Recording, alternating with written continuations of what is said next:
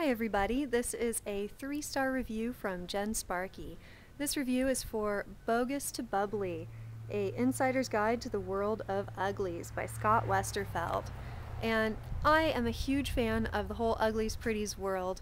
I read all the books. I even read Uglies a second time.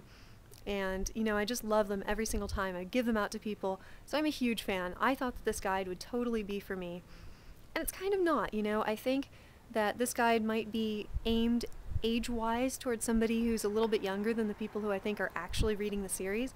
I think probably, teens from 12 to 17 are probably reading them, and then some adults like me who just really dig the new universe, the different things that Scott comes up with, his creativity.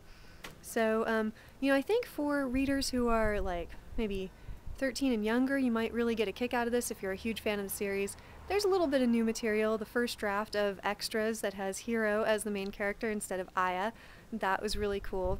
Mostly Scott goes over a lot of stuff that I think he probably should have covered for free on his blog or someplace else, just giving the content away free, because a lot of it was just going over sort of the history of the series and how different things in the series came to be.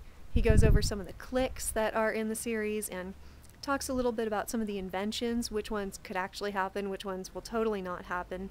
And the thing is that he covers each of these topics in a way that I think, we get a lot of information that I think people who are almost 30 like me definitely have already seen. I think people who are even, in their late teens probably, maybe wouldn't find this such a great examination of these topics that you really need to buy a whole new book, because, I think the magic is really in reading the book, being in this world. So having this guide for me wasn't all that helpful, but it was a pleasant read. I read it in the bath. It was really fun. I enjoyed it. So I'll give it 3 stars, and I loved the first draft of extras.